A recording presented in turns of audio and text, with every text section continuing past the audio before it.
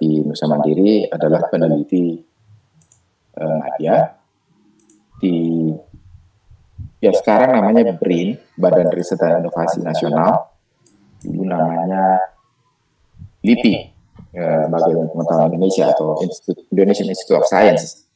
Sekarang beberapa LPNK dilebur, jadi semuanya masuk ke Badan Riset dan Inovasi Nasional.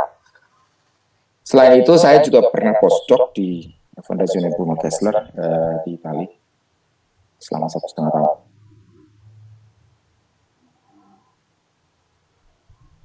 Untuk kontak, kalian bisa menghubungi saya terkait yang bersifat akademis ataupun yang terkait mata kuliah ini di email firman@nusamandiri.ac.id dan juga bisa melewati WA di nomor yang ada di grup.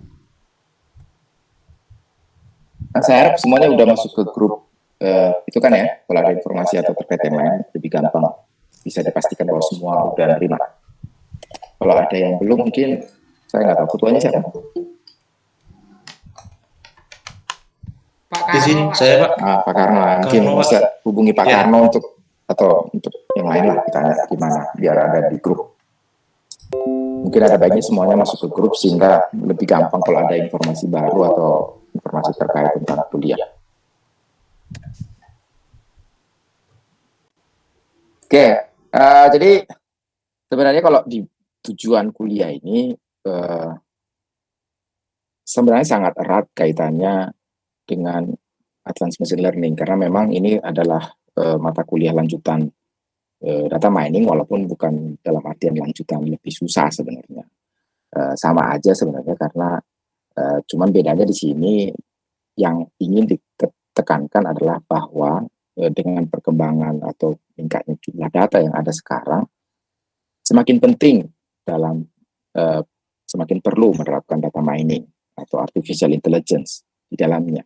Jadi kalau kita dulu bicara business intelligence dulu di era 90-an atau awal 2000-an, kita bicara hanya sekedar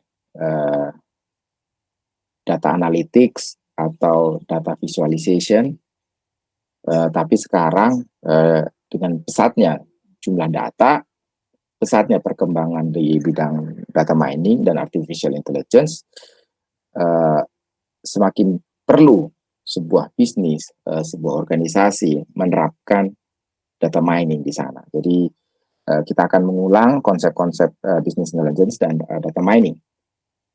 Lalu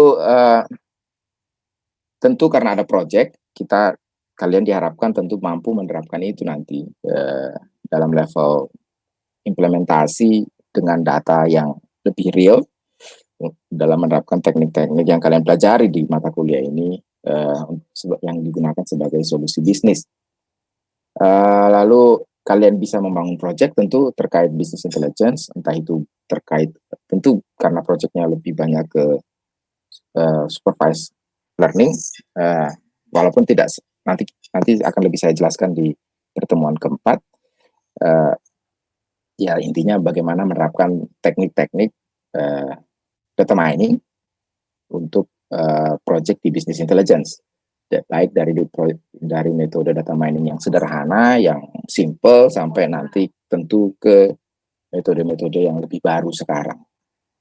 Jadi mata kuliah ini meliputi ya decision process modeling, data mining, system expert, tapi tentu system expert kaitannya dengan artificial intelligence, visualisasi data, decision support, dan executive information system.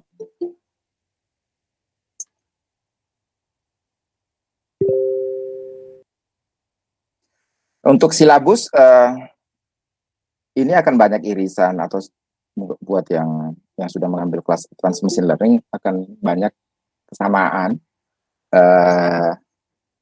dengan materi yang diajarkan di advanced machine learning. Jadi mungkin bisa dianggap sebagai review untuk metode-metode data mining yang sudah kalian pelajari, tapi mungkin akan ada sisipan-sisipan beberapa hal yang mungkin buat kalian masih belum familiar atau bisa dibilang baru. Jadi hari ini pertemuan pertama ya nanti akan ada pendahuluan, introduction to business intelligence, apa itu business intelligence, kenapa kita perlu melakukan business intelligence. Lalu nanti di pertemuan kedua, karena business intelligence itu secara umum bisa dikategorikan menjadi 3 bagian. Yang pertama adalah descriptive analytics. Pada prinsipnya descriptive analytics adalah visualisasi data dan data modeling. Jadi kita akan membahas teknik-teknik visualisasi data atau teknik-teknik modeling data di pertemuan kedua. Lalu di pertemuan ketiga, ini akan sedikit tambahan yang mungkin entah baru, entah enggak juga bisa jadi. Kita akan mengeksplor teknik unsupervised learning untuk visualisasi data. Mungkin kalian sudah belajar di advanced machine learning bahwa teknik machine learning ada supervised dan unsupervised learning. Nah,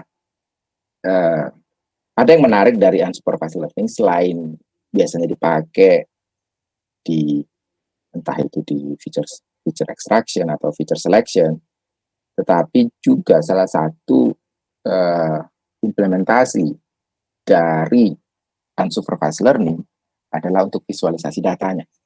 Jadi kita bisa menerapkan teknik unsupervised learning untuk memvisualisasi data.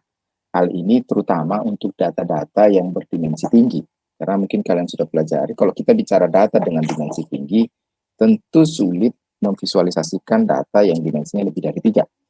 Oleh karena itu, representasi yang lain yang bisa kita visualisasikan, selain memvisualisasikan datanya adalah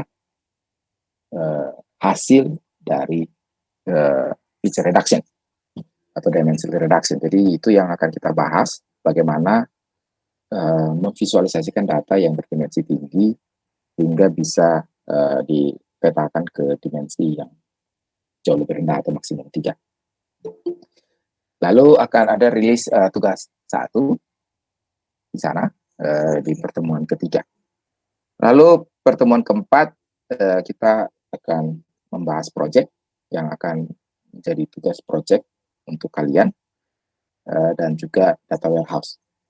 Lalu pertemuan kelima dan 6 kita masuk ke predictive analytics. Bagian pertama yaitu di mana kita fokus melakukan review terhadap metode-metode data mining yang shallow architecture. Yang mungkin kalian sudah terima juga sebagian di advanced machine learning dan juga akan dirilis tugas yang kedua. Lalu di pertemuan ke-7 predictive analytics bagian kedua yaitu kita fokus ke melakukan forecasting untuk data-data yang time series. Pertemuan ke-8 itu UTS, karena kita nggak ada UTS maka tidak ada pertemuan. Pertemuan 9 predictive analytics bagian ketiga kita fokus ke deep learning dan CNN, dan akan ada rilis tugas ketiga. Tugas pertemuan 10 predictive analytics kita akan membahas tentang implementasi di teks dan di web, teks dan web mining, dan rilis tugas keempat. Lalu bagian terakhir dari business intelligence adalah prescriptive analytics. Sebenarnya mirip dengan predictive analytics, cuman di prescriptive analytics outputnya diharapkan adalah kebijakan. Kalau di predictive analytics kan outputnya label. Jadi yaitu teknik-teknik optimisasi. Pertemuan ke-12 big data analytics dan tren-tren di business intelligence. Lalu di 3 pertemuan terakhir akan ada presentasi project. Lalu pertemuan terakhir, pertemuan 16 yang di schedule untuk KS, mudah-mudahan tidak perlu ada meeting. Kecuali nanti ada mungkin kalau nggak sempat kelompok yang belum presentasi project. Tapi mudah-mudahan sih cukup di 3 pertemuan terakhir. Jadi ini aja yang rencana pembelajaran yang akan kita lakukan semester ini. Ada pertanyaan? Belum ada, Pak. Belum. Oke, lanjut. Penilaian. Jadi penilaian karena kita tidak ada UTS, tidak ada UAS, jadi nilai itu hanya dari tugas dan project. Jadi tugasnya 40%, projectnya 40%, dan kehadiran 20%. Karena kalau di Nusa Mandiri itu ada 3 komponen nilai. Yang pertama adalah nilai tugas, nilai kehadiran, nilai 4, nilai tugas, nilai kehadiran, nilai tugas, nilai UTS, dan nilai UAS. Maka supaya jelas nanti nilainya, formulasi ini akan saya gunakan untuk nilai akhir kalian. Nilai kehadiran ini 20%, nilai tugas adalah 20%, tapi nilai 20% ini diambil hanya untuk tugas yang sebelum UTS. Jadi ada 2 tugas sebelum UTS, maka itu akan berbobot 20%. Nilai 30% yang menjadi nanti nilai UTS, itu adalah nilai tugas setelah UTS, yang tadi ada 2 nilai tugas setelah UTS, dan nilai presentasi proyeknya. Namun yang dinilai di sini adalah soal non-teknisnya. Jadi bagaimana kalian melakukan presentasi, kualitas slide, dan lain-lainnya. Jadi aspek-aspek yang non-teknis. Itu yang menjadi 30% komponennya. Lalu yang 30% terakhir adalah nilai project terkait dengan kemampuan atau penguasaan materi yang kalian punya. Jadi dan kualitas laporannya. Jadi kalau yang di bagian ini hanya aspek non teknisnya, kalau yang di sini aspek teknisnya. Oke, jadi tugas, kalau umumnya tugas, kecuali nanti tugas pertama, tugas 2, 3, 4, itu fokus pada implementasi supervised machine learning. Berbeda tapi dengan data, berbeda dengan dulu di advanced machine learning. Buat yang sudah ngambil, supaya kalian tidak mengulang hal yang sama, nanti datanya bedanya adalah saya yang kasih. Jadi itu yang menjadi mungkin fokus tugas 2, 3, 4. Tugas 1 nanti terkait dengan descriptive analytics, jadi visualisasi datanya. Jadi tapi nanti datanya saya yang kasih, nanti saya yang tentukan data apa yang harus digunakan. Jadi ya akan seragam ke semua, tapi tentu nanti ada sedikit challenge-nya yang menentukan mana yang bisa, mana yang tidak. Tugas, jadi ya karena nilainya nanti akan dibagi 2, tugas sebelum UTS dan tugas sebelum UAS. Ya tugas UTS akan jadi komponen di sini, dan tugas setelah UTS menjadi komponen di sini. Tapi dua-duanya akan sama prosedurnya, dikumpulkan di Google Drive seperti biasa. Nah, untuk project, tugas kelompok terdiri dari 4 orang. Kalau nggak salah kalian ada berapa orang sih tadi saya lihat? Kalian ada 19 orang. Pak. 19 orang. Jadi 19 bagi 4, ada satu yang 3 ya. Oke. Ya itu. 4, 3. Iya, ada satu kelompok yang 3 ya. Maaf lah kalau gitu, karena kecuali kalian meyakinkan satu orang untuk jadi 20, atau pilihannya satu kelompok 3 orang, ada yang 4. Ya, tapi kayaknya lebih enak 4 orang kan daripada 3 kan. Jadi satu kelompok 4 orang, nanti kalian silakan membentuk kelompok sendiri, tapi ya nanti juga bisa, nggak usah sekarang.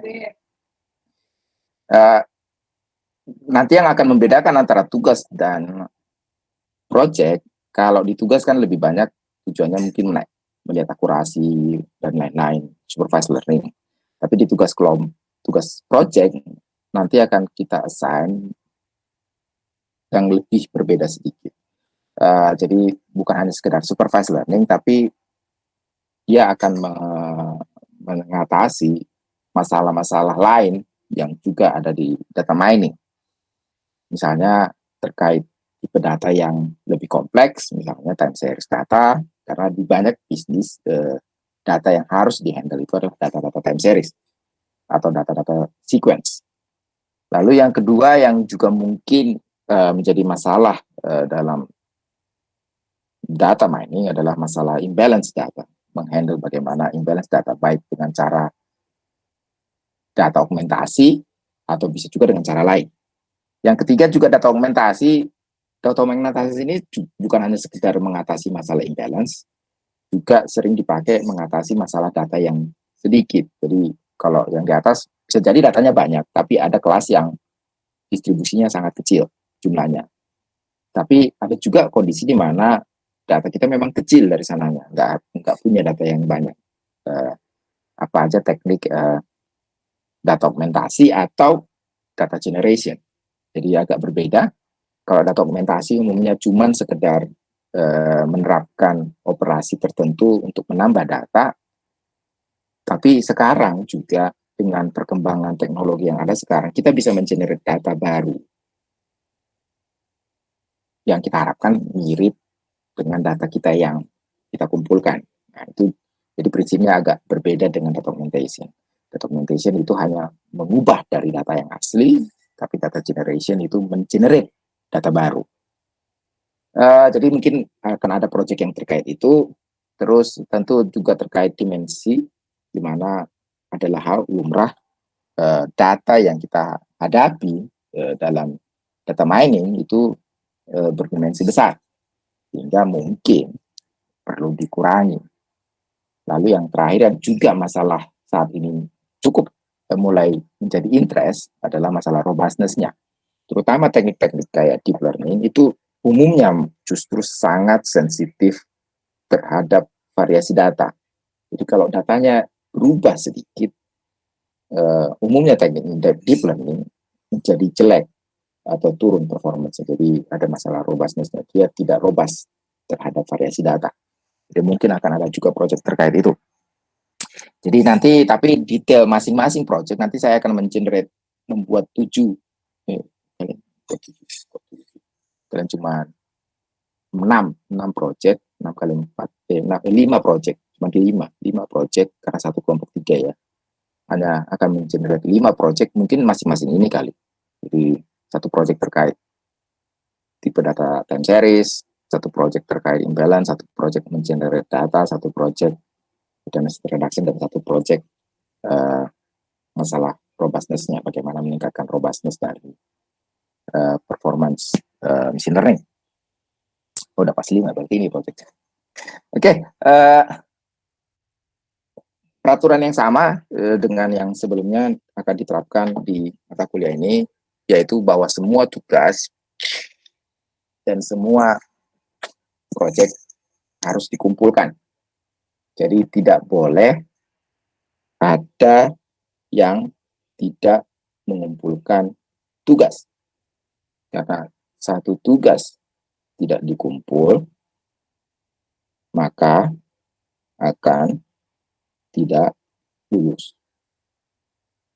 Jadi untuk lulus tidak terlalu sulit sebenarnya di kuliah ini. Mungkin ya kan semester lalu nggak ada yang nggak lulus kan ya, transfernya kayaknya nggak ada yang nggak lulus. Tetapi kalau tidak mengumpulkan tugas itu udah pasti nggak lulus, itu yang pasti. Jadi kalau ada satu tugas yang tidak dikumpulkan, maka ya nggak lulus. Jadi saya harap tidak ada yang tidak ngumpulin tugas. Dan yang kedua, project. Jadi project harus dikumpulkan. Karena tidak ngumpulin project juga tidak lulus. Oke, untuk kehadiran kalian bertanggung jawab masing-masing terhadap kehadiran. Saya tidak memaksakan harus hadir di Google Meeting. Enggak. Jadi kalian boleh hadir, boleh enggak. Tapi kalian wajib mengisi kehadiran kalian di e-learning masing-masing. Karena saya tidak akan melakukan perubahan terhadap apapun di kondisi yang ada di e-learning. Jadi kadang ada yang siswa lupa kan. Jadi setelah lewat, kan ini hanya sampai 3:30 itu dibuka e-learningnya.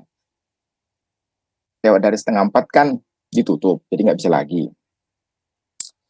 Saya memang masih bisa mengubah, tapi karena sekarang sudah independen, saya harap tidak ada yang meminta saya untuk mengubah itu kan dengan alasan tadi saya lupa Pak.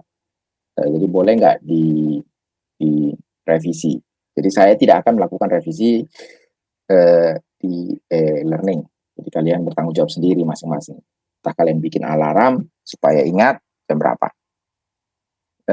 Terserah lah. Karena kalian sebenarnya tidak perlu hadir di Google Meeting. Jadi saya tidak memaksakan bahwa semua harus hadir. Kalian mungkin kalau ada masalah ya atau ada kendala silakan tidak hadir. Saya tidak memaksakan. Masing-masing bertanggung jawab aja terhadap dirinya. Tapi tentu saya nggak akan ada materi tambahan selain yang saya kasih di Google Meeting. Jadi, ya itu aja. Jadi saya harap kalian bisa ingat kapan mengisi di learning.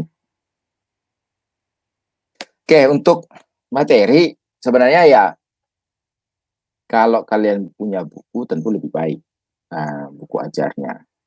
Karena ada hal-hal, walaupun sebenarnya kalau ini buku yang saya tampilkan ini memang buku spesifik untuk business intelligence dan akibatnya kurang dalam di data miningnya. Jadi banyakkan ngomongin bisnis dan menurut saya sih buat kalian sebenarnya nggak akan susah memahami buku ini kalau kalian punya. Nggak terlalu berat. Jadi lebih fokus ke bisnis dan ya bagaimana data mining bisa diterapkan di sana. Which is ya kalian pastinya udah tahu. Mungkin kalau ada kalian juga sebagai tambahan, paling buku-buku tentang data mining juga bisa kalian gunakan sebagai kalau kalian punya waktu senggang atau waktu luang bisa dibaca juga buku-buku terkait data mining atau machine learning. Yang pertama buku terkait business intelligence yaitu berjudul Business Intelligence Analytics dan Data Science, a Managerial Perspective, penulisnya Ramesh Sarda dan Ursun Dalan Ephraim Turban, penerbit Pearson. Dan yang kedua Business Intelligence and Data Mining, penulisnya Anilka Maheswari, Business Expert Press sebagai yang publishernya. Untuk Python, ya kalian juga tahu lah, udah banyak sumber Python di luar sana. Tapi kalau memang mau baca bukunya, ada banyak buku yang bisa kalian gunakan, antara lain Will Learn of Python, atau juga kalian bisa download buku ini di sini, jadi kalian bisa baca-baca. Oke, skill yang diperlukan sebenarnya ya mirip dengan machine learning sih, tapi mungkin kalian sudah lebih paham tentang machine learning sekarang, jadi udah lebih pede lah ya. Jadi nanti ketika saya kasih project yang jauh lebih susah dibanding di project di machine learning yang pertama nggak ada project kan ya, hanya ada tugas ya. Tentu kalian saya harap sudah lebih bisa, karena kita akan sedikit naikkan tingkat kesusahan projectnya. Tentu yang diperlukan aljabar linear, teori probability, dan Python, karena tugas dan projectnya akan pakai Python.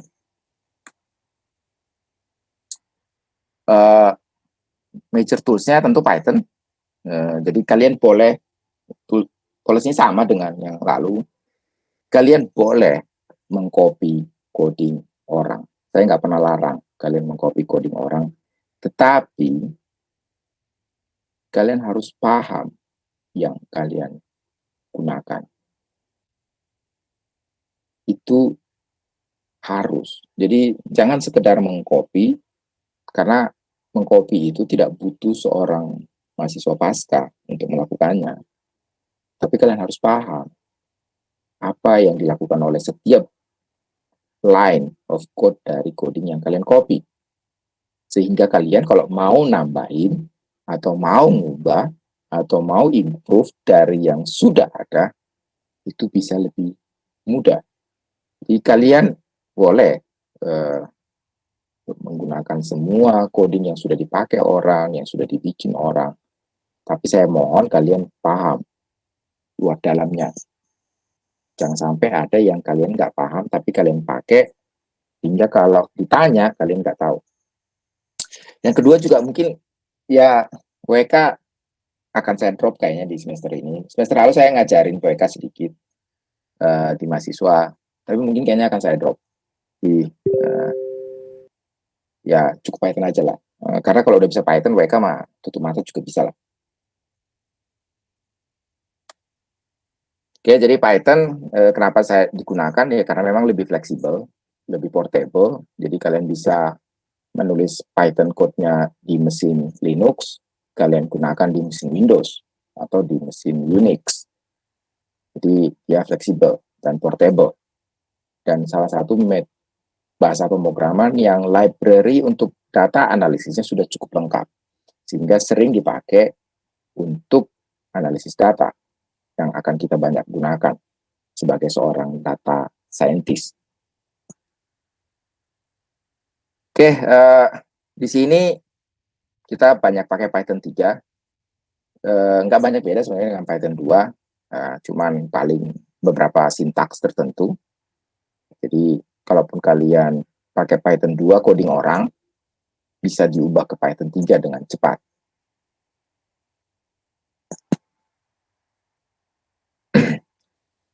Untuk yang menggunakan Windows, kalau misalnya komputer kalian Windows atau laptop kalian Windows, sebenarnya sih tidak harus pakai Anaconda. Tapi sepengalaman saya, yang paling mudah di-maintain, yang paling mudah di-manage, kalau kita pakai Windows, itu Anaconda. Jadi kalau memang kalian mau menggunakan, mungkin sebagian udah install, jadi nggak perlu lagi saya panjang-panjang. Tapi yang belum, mungkin ada baiknya kalian kalau masih menggunakan Windows, menggunakan package Python yang dari Anaconda. Kalau kalian menggunakan Linux, misalnya Ubuntu atau CentOS atau yang lain-lain, sebenarnya sih nggak jauh beda memanagenya kalau pakai Anaconda atau enggak. Tapi ya tetap juga boleh pakai Anaconda, tapi mungkin nggak terlalu signifikan bedanya kesulitan memanage kalau kalian pakai Linux. Kalau pakai Windows itu lumayan memaintain sama memanage library dan package-nya kalau kalian tidak pakai Anaconda.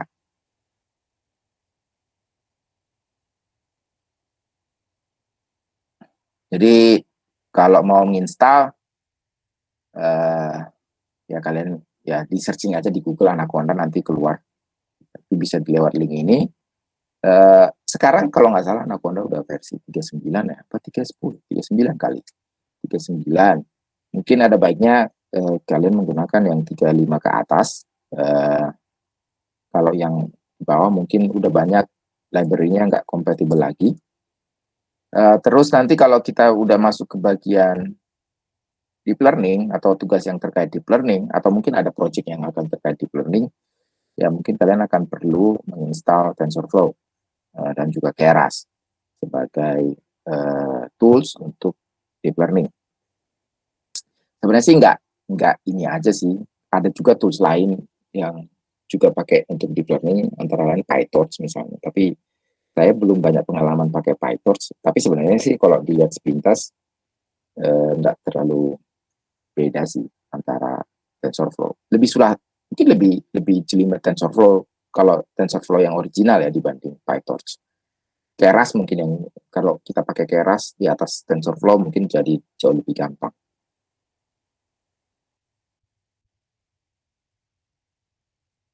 Oke. Untuk editornya sama seperti yang lalu, saya pakai Jupyter Notebook. Ya kalau pakai Anaconda itu sudah ada di bawaannya di Jupyter Notebook, jadi kalian nggak perlu install ulang tambahan. Tapi kalau misalnya pakai package yang lain, mungkin kalian perlu install Jupyter di package Python kalian. Saya yakin kalau sama Pak Agus juga udah pakai Python kan ya tugasnya ya, yang diajarin Pak Agus ya. Iya Pak, pakai Anaconda Pak. Nah, jadi udah sama lah. Saya yakin udah semua bisa lah. Jadi saya bisa skip aja. Kalau pakai WK nggak ada yang kesulitan kan ya, ngoding kan ya.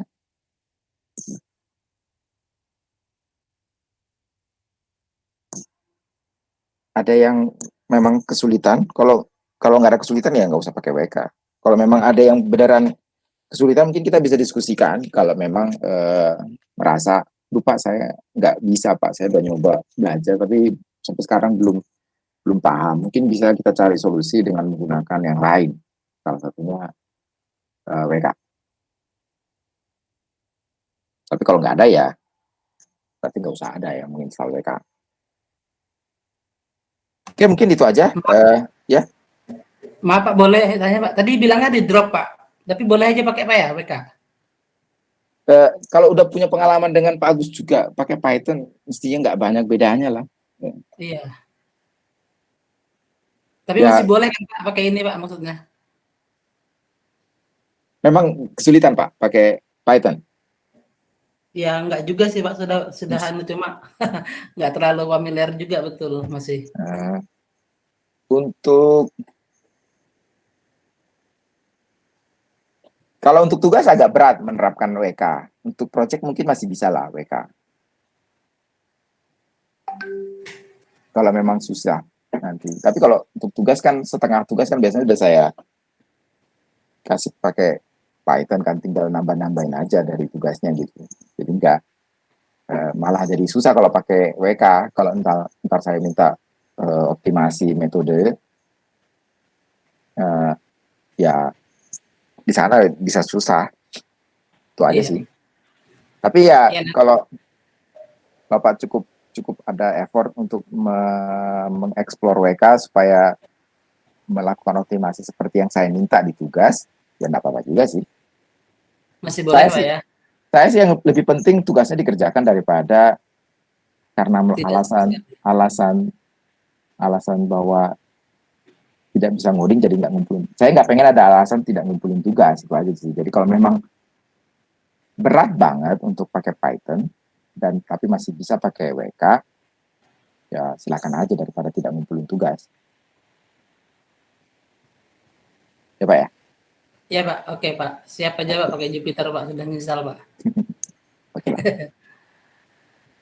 Oke, mungkin itu aja kalau sedikit tentang yang diperlukan di kuliah ini. Nggak banyak bedanya dengan yang sudah kalian dapat mungkin yang kalian perlukan di Advanced Machine Learning. Jadi buat yang belum install, kayaknya udah hampir berarti semua udah install Anaconda, jadi nggak perlu install lagi. Oke, ada pertanyaan?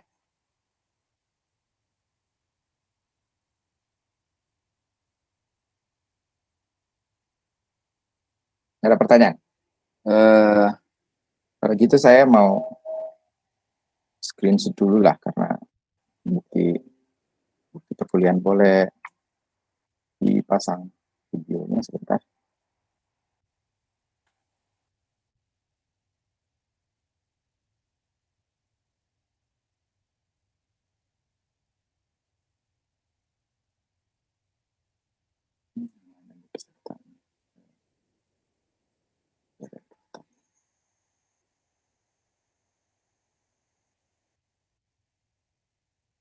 Sudah, terima kasih.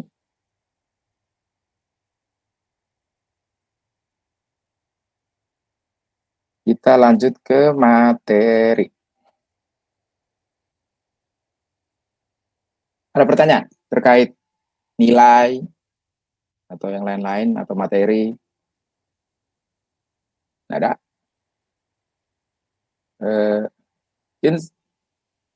Kalau kalian backgroundnya banyak kan profesional, misalnya kerja di swasta atau ada yang banyak kan apa? Dosen atau akademisi? Guru Pak. Ada guru ya? Ibu Pak guru, Ella. Cici Pak. Oh, Cici. Oh ya Bu. Iya, guru Pak. Iya. Ngajar di mana Bu? Di SMK Negeri 1 Depok Pak. Depok, ya. Oke, kalau yang lain gimana? Oke.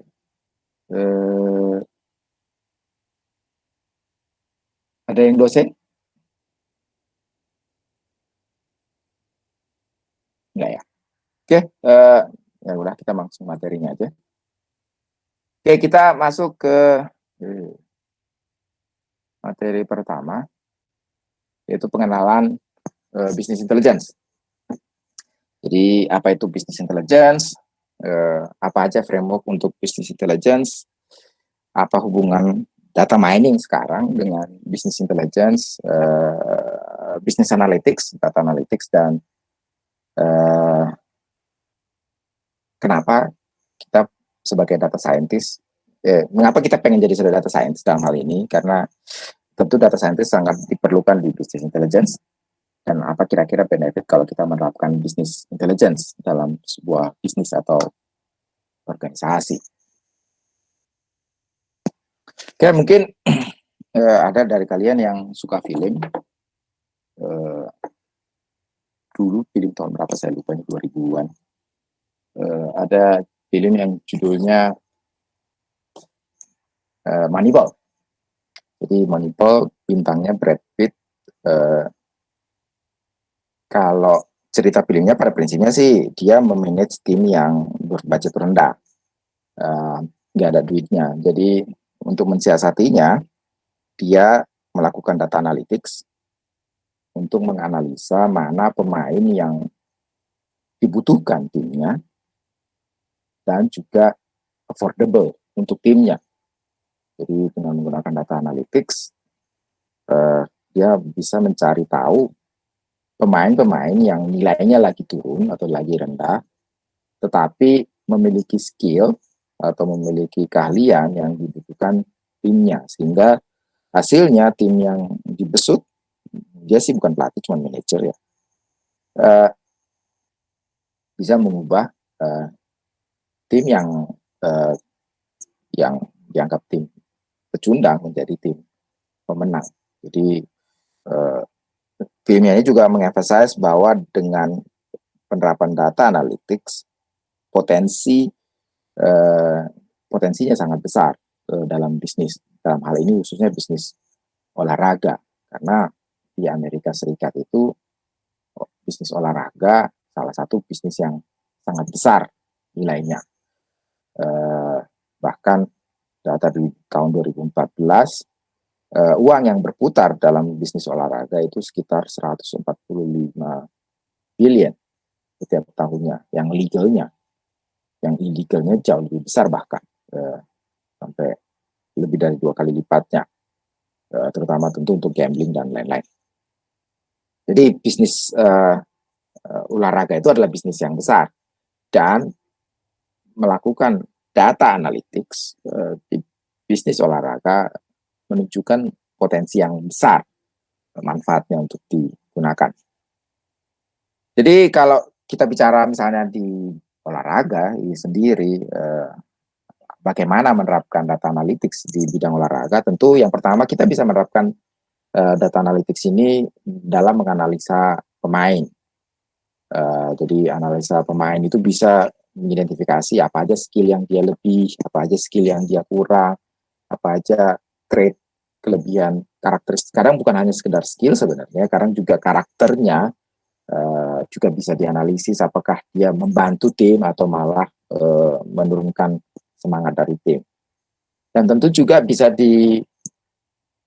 digunakan untuk menganalisis permainan dari setiap pemain dalam setiap game, sehingga bisa dianalisis mana pemain yang menonjol di setiap game, mana yang mungkin kurang menonjol. Jadi itu salah satu kegunaan pertama, bisa digunakan untuk menganalisis pemain atau permainannya. Yang kedua juga data analytics ini bisa digunakan untuk menganalisis penonton. Ada studi menunjukkan bahwa posisi di mana dia, misalnya buat penonton tiket terusan misalnya yang beli satu season sekaligus, ada kecenderungan, ada pola bahwa di mana dia duduk dalam tiket terusan itu menentukan dia apakah akan memperpanjang tiket terusannya di musim depan atau enggak. Jadi hal begitu juga bisa digunakan. Jadi data analytics juga bisa digunakan untuk misalnya mengidentifikasi mana penonton yang potensial untuk tentu untuk bisnis, mana yang mungkin tidak terlalu potensial. Itu mungkin misalnya dari segi hanya tempat duduknya aja, di mana dia duduk.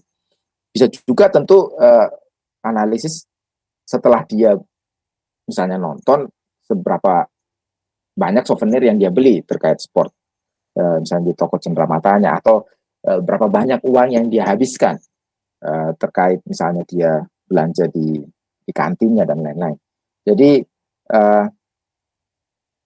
analisis penonton juga bisa digunakan untuk menganalisis data di dalam dunia olahraga.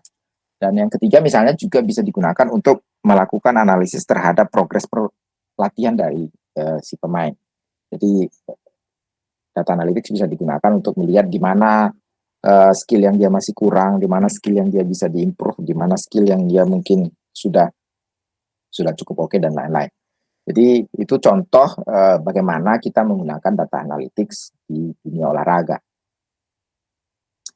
Tapi sebenarnya bukan hanya sekedar di dunia olahraga kita bisa menerapkan data analytics. Kita bisa bilang sekarang bahwa hampir di semua bisnis penerapan data analytics punya potensi yang besar untuk meningkatkan value dari bisnis atau meningkatkan keuntungan dari bisnis. Beberapa faktor yang menyebabkan bahwa kita harus menerapkan bisnis analytics itulah karena sudah banyak yang berubah di model bisnis sekarang ini. Lingkungan bisnis itu sudah cenderung berubah dan tingkat kompleksitasnya menjadi lebih besar. Bisnis semakin cepat tumbuh dan semakin cepat juga bubar. Bisnis bisa hari ini pesat berkembang, tapi dalam 1 bulan bisa menjadi bisnis yang obsolete ketika dia tidak mempertimbangkan persaingannya. Jadi perubahan lingkungan bisnis yang cepat membutuhkan data analytics yang cepat. Dan data analytics bisa cepat kalau kita menerapkan nanti ya tentu ke data miningnya. Karena kalau kita mengharapkan manual atau manusia yang melakukan data analytics, mungkin responnya bisa jadi lebih lambat. Dengan perubahan bisnis, lingkungan bisnis yang lebih cepat, membutuhkan respons yang cepat untuk terhadap perubahan lingkungan menyebabkan bahwa data analytics itu semakin diperlukan. Hingga diharapkan bisa melakukan pengambilan keputusan yang lebih cepat juga. Tentu pengennya ketika kita mengambil keputusan sudah cukup terkait data, informasi maupun knowledge yang kita miliki. Misalnya kalau dikasih contoh baru-baru ini apa ya? Ya misalnya kayak Unilever ya. Unilever yang lalu yang ada haram katanya. Tapi kan ada produk Unilever yang dijual itu kan dibilang belum misalnya belum punya label halal. Tentu kalau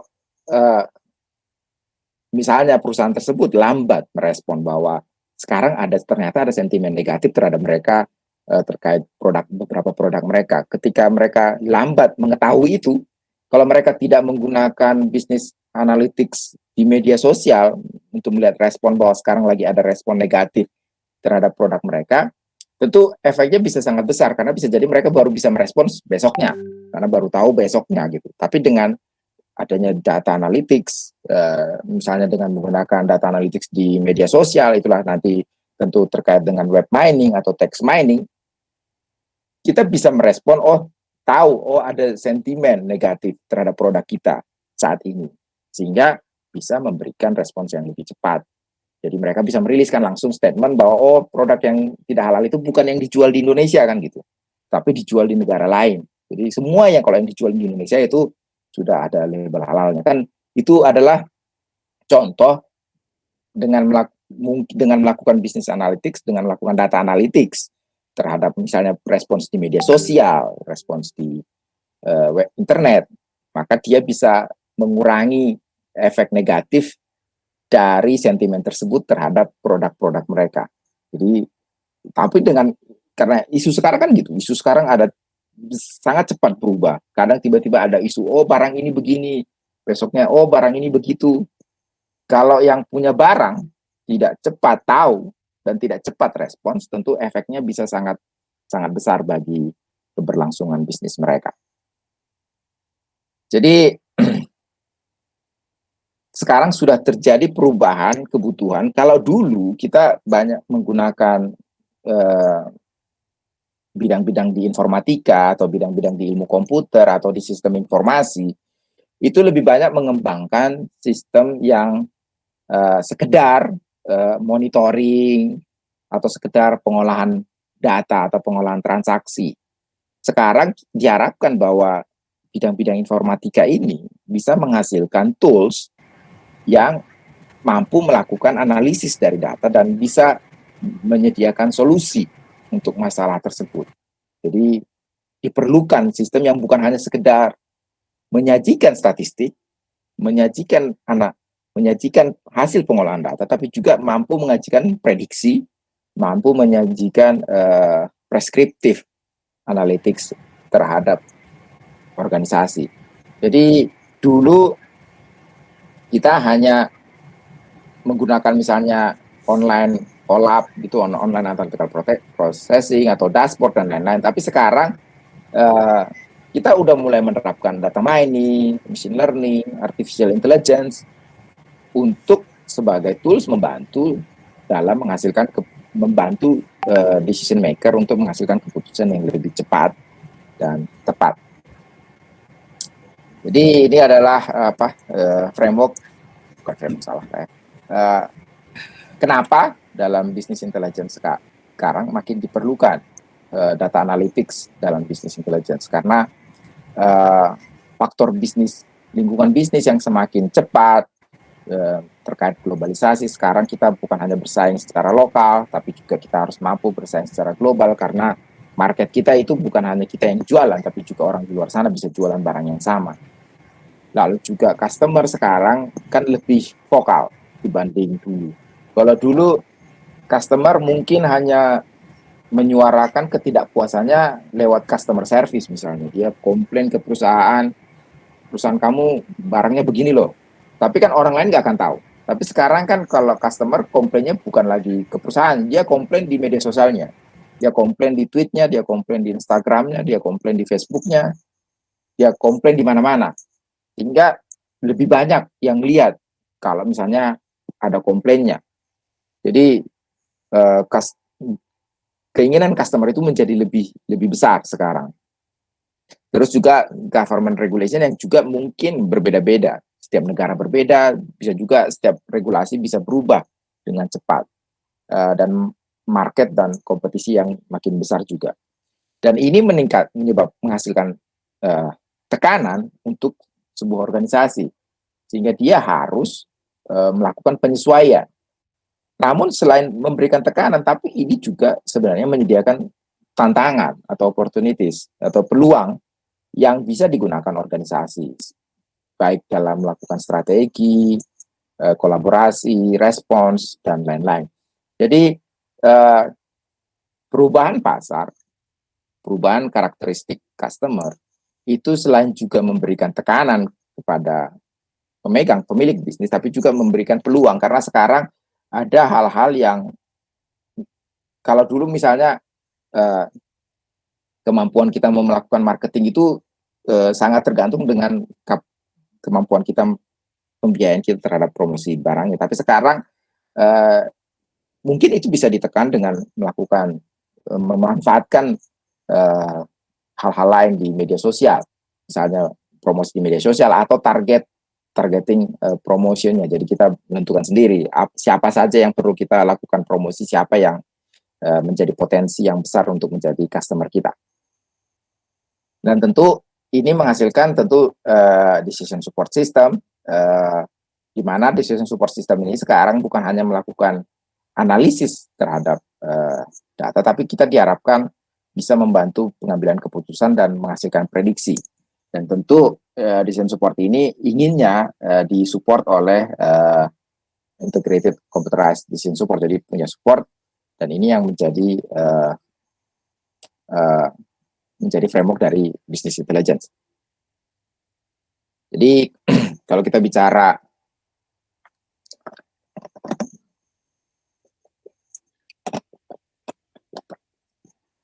faktor-faktor yang membelakangi perlunya penerapan business intelligence, antara lain market, di antaranya adalah kompetisi yang makin kuat, tentu expanding global market yang semakin global dengan memboomingnya pasar elektronik di internet, dengan berbagai macam teknik marketing yang semakin inovatif dan peluang melakukan outsourcing untuk IT support. Jadi ini juga menjadi peluang karena sekarang kan tidak perlu suatu organisasi punya IT support sendiri, bisa jadi dia hanya melakukan outsourcing terhadap ke tempat lain. Dan perlunya transaksi yang real time dan on demand. Lalu faktor kedua adalah consumer demand, di mana kan customer itu lebih rewel dibandingkan zaman dulu. Kalau dulu customer itu terima aja apa yang produk yang dikasihkan. Misalnya umumnya kan kalau produk zaman yang konvensional itu kan seragam umumnya ya, dia tidak punya variasi yang bermacam-macam untuk produk. Ya biasanya produknya cuma satu macam, orang ya harus terima atau enggak. Tapi sekarang customer itu pengennya produk yang lebih menunjukkan ke spesifikan dirinya. Jadi umumnya banyak customer itu lebih pengen customization, jadi pengennya produk yang spesifik untuk dirinya. Jadi pengennya produk bukan hanya sekedar mass production, tapi juga di custom untuk dirinya. Lalu customer sekarang semakin punya suara terkait kualitas, diversity dan kecepatan delivery, karena dia bisa komplain sekarang kalau ada aspek terkait kualitas maupun diversity maupun kecepatan delivery-nya yang menjadi kendala. Dan sekarang customer itu semakin punya kuasa dalam hal bisa signifikan dampaknya untuk menaikkan atau menurunkan image dari suatu perusahaan. Jadi sekarang kan dikit-dikit banyak hal-hal yang viral. Jadi kalau viralnya bersifat negatif ke perusahaan, tentu efeknya akan sangat signifikan dampaknya. Ya kan, kita aja dalam beberapa tahun terakhir ini kan banyak banget viral dari segala macam. Dan itu kan tentu saya nggak tahu sih efek mereka misalnya ke perusahaan dari apa ya, cari roti dulu, apalagi pernah macam-macam kan itu ya. Hal-hal gitu kan itu dampaknya besar mungkin ke perusahaan. Jadi customer sekarang lebih vokal dan punya power yang lebih besar, dan dia menjadi cenderung lebih tidak loyal terhadap barang yang dia punya. Jadi sekarang customer ya kalau ada barang lain, merek lain yang lebih bagus, dia lebih gampang cepat pindah gitu. Walaupun mungkin perusahaan ada juga kan usahanya untuk membuat kayak ada kesetiaan terhadap brand tertentu, misalnya kayak Samsung versus iPhone atau apalah yang agak sempat rame. Kan itu yang agak mungkin rame bahwa orang yang pengen yang Android atau yang iPhone dan lain-lain.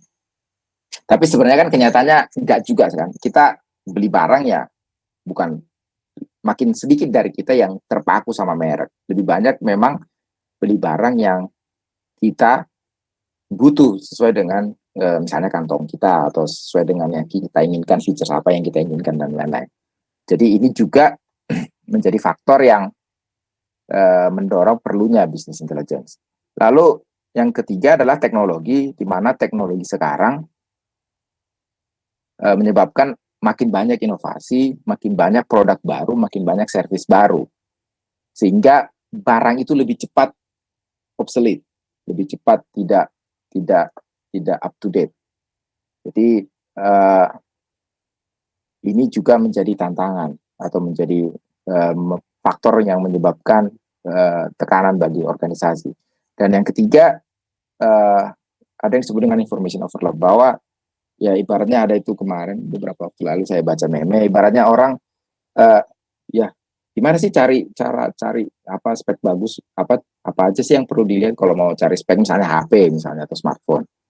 Mungkin tentu ada yang menyarankan, oh ya udah coba aja baca ke forum-forum orang yang diskusi tentang smartphone. Tapi efek dari diskusi itu adalah malah terlalu banyak informasi yang dia punya untuk malah makin bingung menentukan apa sih yang harus dibeli, karena di sana makin nanti akan lebih banyak informasi terkait misalnya RAM-nya atau displaynya, hard disk-nya, OS-nya dan lain-lain. Jadi semakin dengan banyaknya media sosial, dengan semakin besarnya internet, menyebabkan banyak yang menjadi information overload. Jadi banyak informasi itu sudah jadi terlalu banyak, sehingga kadang itu malah di beberapa aspek membuat bukan tambah paham tapi tambah bingung.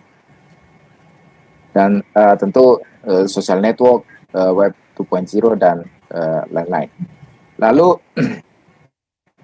aspek societal tentu ini terkait regulasi dari pemerintah atau deregularisasi. Terus juga sekarang kalau secara struktur jumlah orang bekerja sudah semakin balance antara pria dan wanita, sehingga dalam beberapa aspek artinya adalah perlu mempertimbangkan bahwa wanita sekarang lebih mungkin lebih menentukan apa yang dia inginkan. Terus tentu mungkin hal-hal lain yang di luar terkait misalnya keamanan atau terus attack, terus beberapa regulasi lain yang mungkin bisa mempengaruhi terhadap sustainability dari sebuah organisasi bisnis. Jadi sebenarnya apakah BI itu? Apakah business intelligence? Jadi kalau kita bicara business intelligence, sebenarnya terminologi ini sangat umum untuk mencakup segala berbagai aplikasi software yang digunakan untuk melakukan analisa data dari sebuah organisasi. Jadi kalau itu masih terkait dengan penerapan information technology lah ya, software untuk melakukan analisa data dari organisasi, maka itu adalah termasuk ke dalam business intelligence. Jadi business intelligence itu ya kalau sekarang terkait dalam penerapan dengan adanya artificial intelligence sekarang tentu data mining, data processing, querying, reporting dan lain-lain termasuk dalam cakupan dari business intelligence.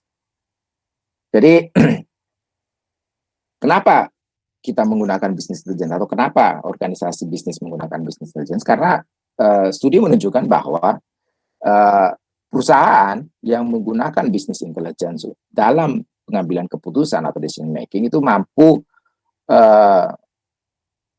melakukan improvement dalam pengambilan keputusannya. Improvement ini mungkin menghasilkan keputusan yang lebih baik atau keputusan yang lebih cepat. Sehingga efeknya bisa mengurangi cost atau bahkan mengidentifikasi prospek bisnis yang baru. Jadi business intelligence terbukti sudah mampu membuat perusahaan menghasilkan keputusan yang lebih baik sehingga mampu mengurangi cost dari perusahaan dan mengidentifikasi peluang bisnis yang baru. Jadi saat ini business intelligence itu lebih dari hanya sekedar proses pelaporan atau proses visualisasi data, tetapi juga bisa digunakan untuk membantu dalam pengambilan keputusan dari sebuah perusahaan. Jadi business intelligence itu menyederhanakan proses penghasilan informasi dan analisis sehingga memungkinkan para pengambil keputusan untuk segala level dari sebuah organisasi membuat keputusan yang lebih baik dan lebih cepat.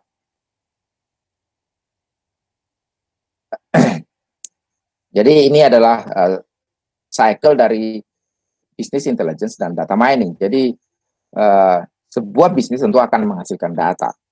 Dan data ini tidak akan ada gunanya kalau tidak dilakukan mining di sana. Jadi kita biasa melakukan data mining untuk menghasilkan intelligence, di mana intelligence ini akan digunakan dalam keputusan di sebuah perusahaan atau organisasi.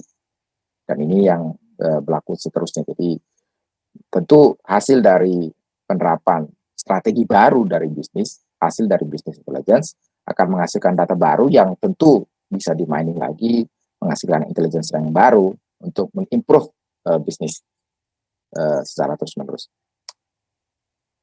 Kalau dilihat dari sejarahnya, terminologi business intelligence sendiri itu pertama digunakan oleh Gartner Group di tahun 90-an. Namun sebenarnya konsep penerapan software, aplikasi software dalam bisnis itu sudah ada jauh sebelumnya. Jadi kalau di tahun 70-an sudah ada misreporting atau static reporting atau periodic reporting. Lalu di tahun 80-an ada Executive Information System, 90-an ada OLAP, dan disinilah terminologi business intelligence diperkenalkan. Dan saat ini kita sudah menerapkan artificial intelligence, data mining atau text mining untuk meningkatkan kemampuan prediksi dari metode business intelligence yang digunakan. Mungkin kedepannya akan, bahkan mungkin sekarang juga banyak perusahaan sudah penerapan bisnis mereka atau penerapan penyimpanan data mereka bukan hanya dilakukan secara offline, tapi menggunakan cloud computing. Dan karena datanya semakin besar, tentu harus dealing dengan big data dan lain-lain. Jadi ini adalah evolusi dari business intelligence dari tahun 70-an, di mana kita hanya menggunakan biasanya sistem software untuk reporting. AI masih terpaku pada expert system, di mana expert system yang masih dikembangkan secara manual untuk menghasilkan desain support system. Tentu di tahun 80-an relational database, enterprise resource planning. Di tahun 90-an executive information system, data warehouse. Lalu di tahun 2000-an penerapan data mining, text mining. Dan sekarang mungkin makin lama ke depan tentu adalah big data dan big data analytics.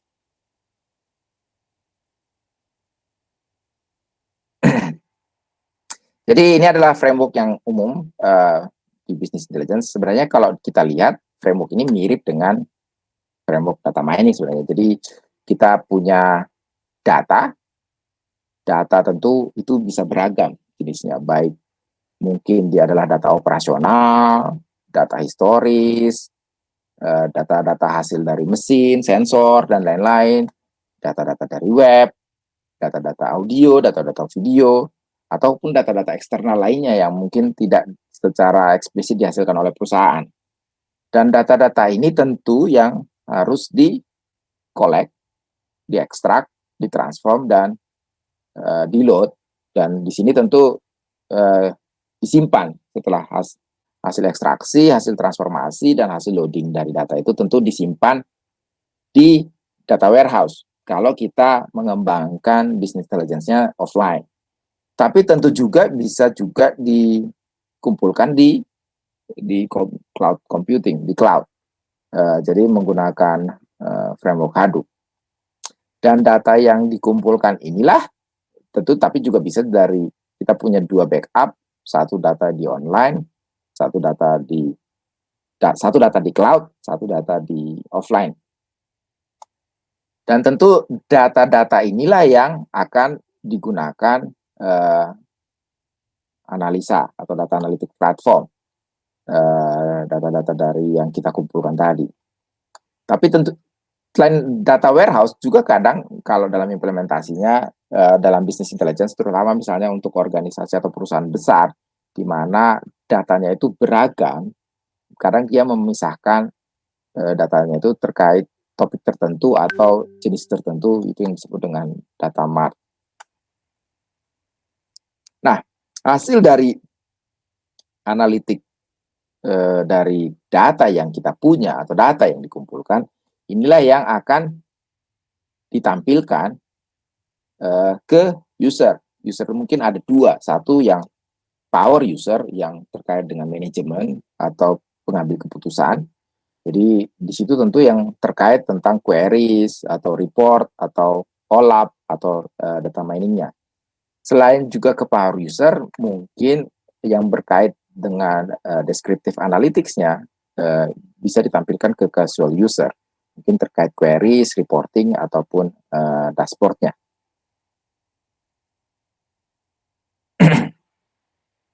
Jadi yang menjadi asal dan pendorong dari business intelligence adalah perlunya suatu organisasi untuk menangkap, mengerti, dan menggunakan data yang mereka punya untuk kepentingan bisnisnya dalam pengambilan keputusan. Jadi butuh informasi yang bisa diambil dari data pada waktu yang tepat dan pada tempat yang tepat.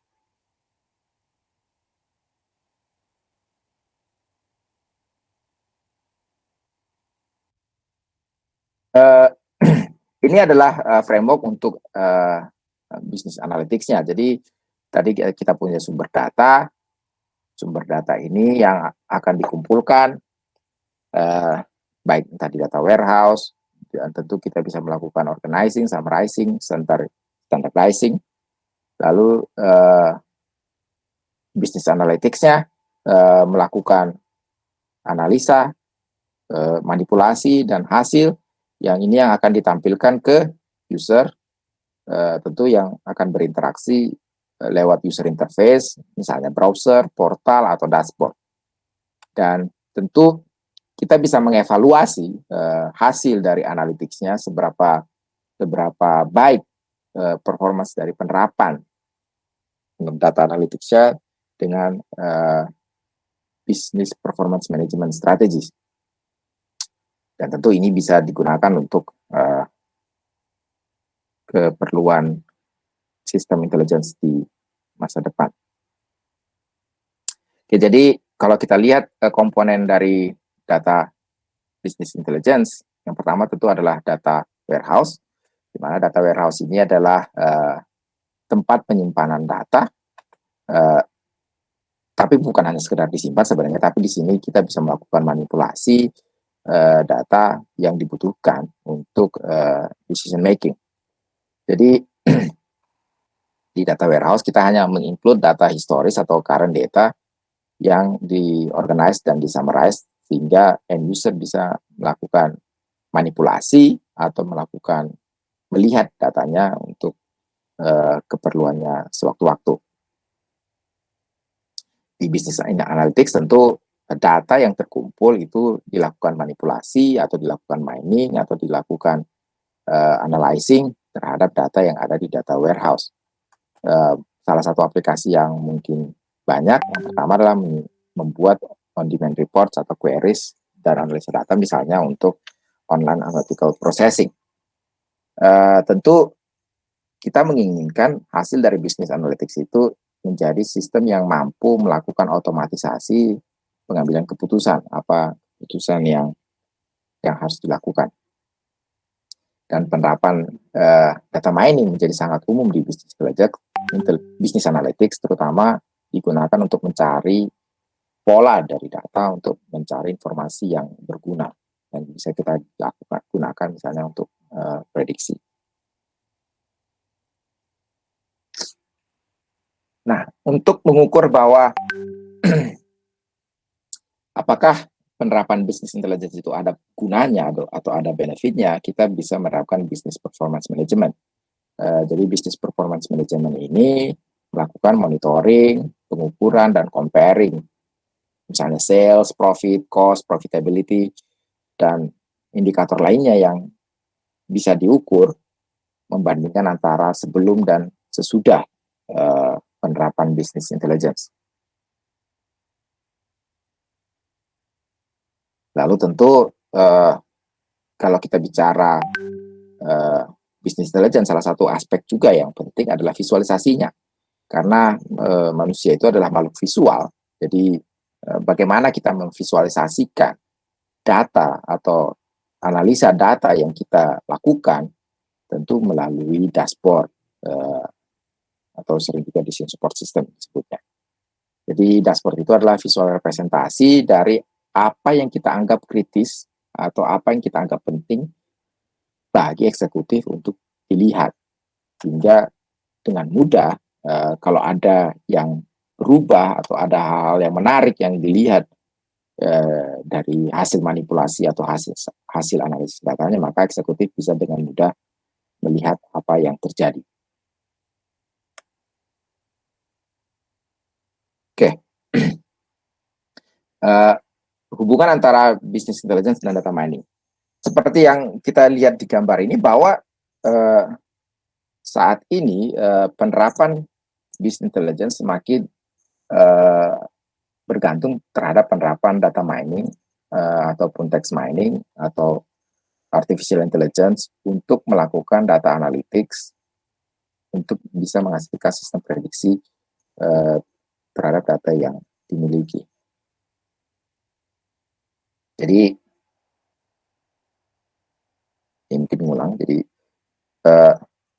tadi ini adalah frameworknya, bahwa kita lihat bahwa saat ini data mining menjadi salah satu aspek penting dalam penerapan business intelligence, terutama untuk menghasilkan prescriptive analytics-nya. Kalau kita lihat piramidanya dari data yang kita punya, melakukan data pre-processing, eksplorasi, lalu data mining untuk information discovery, lalu visualisasi data, dan akhirnya tentu untuk menghasilkan decision yang dilakukan oleh pengambil keputusan.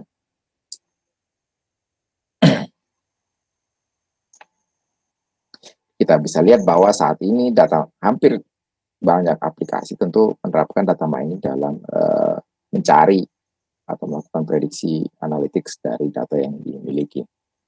Saat ini kita bisa mengkategorikan business analytics atau business intelligence ke 3 bagian. Yang pertama adalah descriptive analytics, yang kedua adalah predictive analytics, yang ketiga adalah prescriptive analytics. Kalau untuk descriptive analytics, tujuannya adalah mencari tahu apa yang telah terjadi atau apa yang sedang terjadi. Jadi tujuannya untuk mengetahui apa yang saat ini terjadi. Tentu enablersnya adalah tentu dari reporting, dashboard.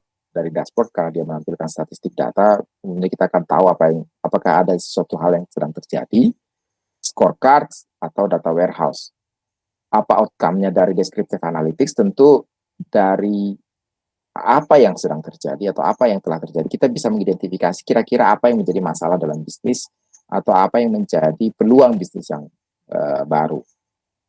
Bagian kedua adalah predictive analytics. Kalau predictive analytics tentu tujuannya seperti namanya adalah bagaimana kita mampu melakukan prediksi apa yang akan terjadi di masa depan, apa yang akan terjadi, dan kenapa itu akan terjadi.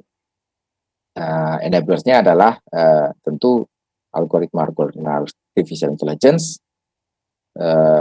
Di sana meliputi data mining, text mining, web mining, dan forecasting.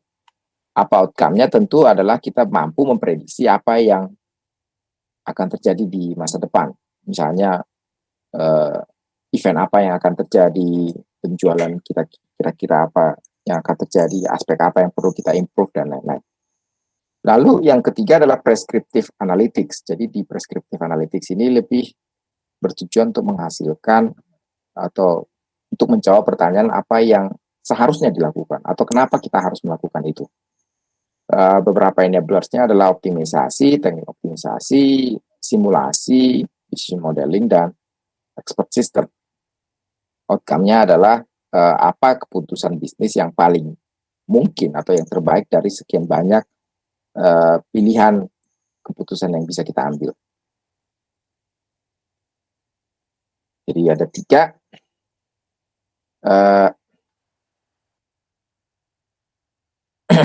Jadi dari descriptive analytics tentu bisa berupa alerts, misalnya kalau tiba-tiba ada yang terjadi tadi, kayak misalnya tiba-tiba ada barang kita yang ada sentimen negatifnya, tentu apa yang kita bisa lakukan, tentu apa yang itu yang menjadi output dari business intelligence, apa yang harus kita lakukan.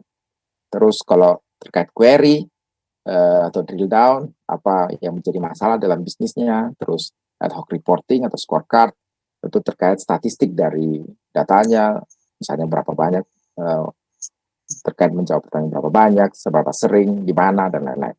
Dan standar report tentu untuk mengetahui apa yang telah terjadi. Lalu dengan melakukan statistical modeling, tentu tujuannya adalah forecasting, tentu tujuannya adalah untuk memprediksi apa yang akan terjadi dalam bisnis.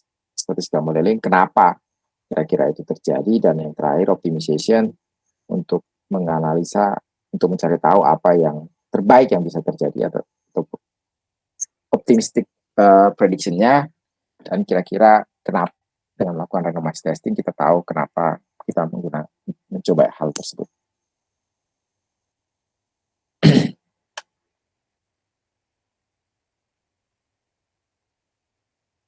Data analis itu sebenarnya ya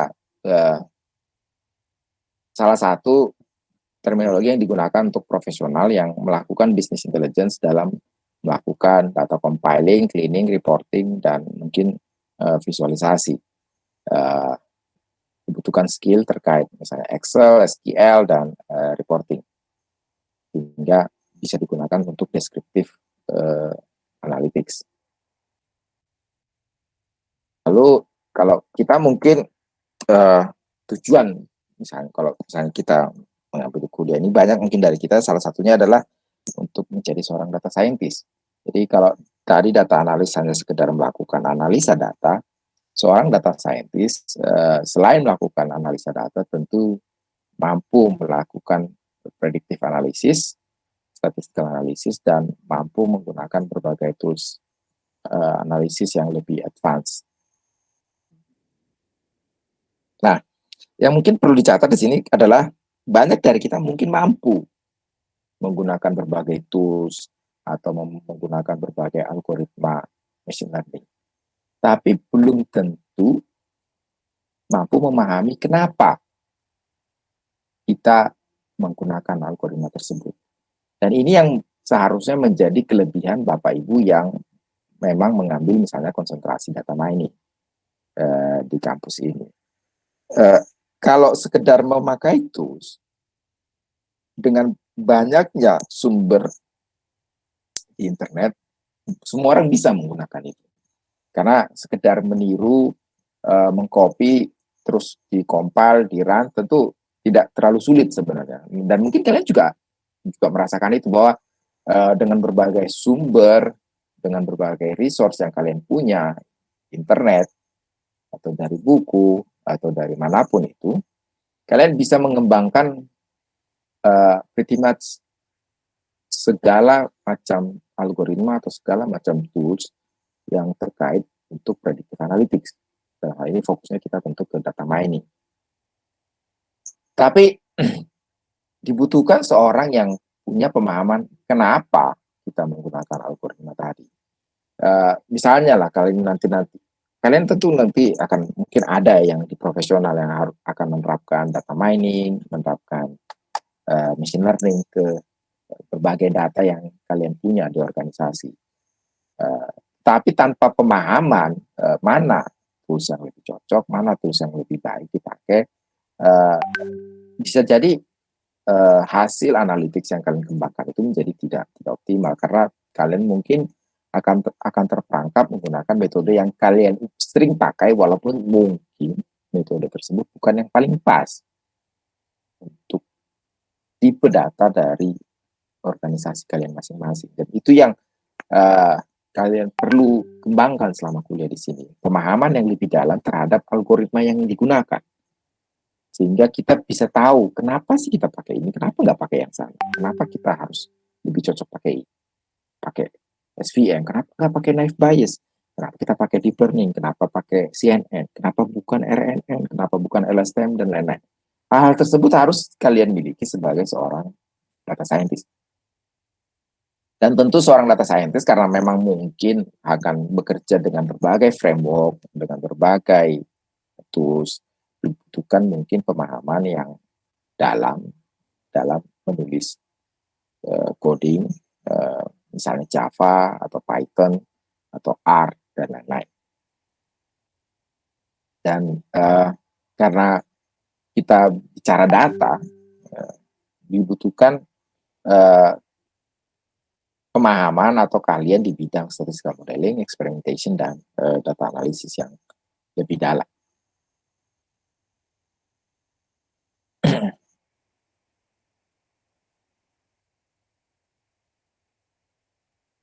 Jadi ini hubungan antara masa dulu sampai masa sekarang, relasinya dengan business intelligence, mulai dari yang explanatory sampai ke exploratory.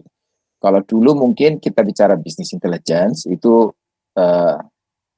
banyak terkait dengan lebih ke explanatory analysis. Jadi lebih ke arah reporting atau statistical analysis dari datanya. Tapi kedepannya saat ini semakin dibutuhkan kemampuan data science di sana.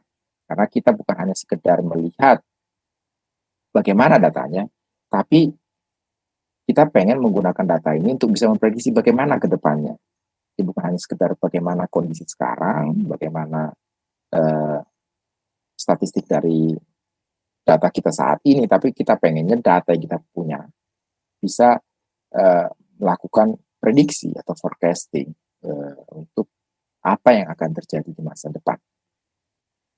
Dan kalau juga kalau bisa ya, kalau sesuatu terjadi, kira-kira apa dampaknya terhadap perusahaan kita.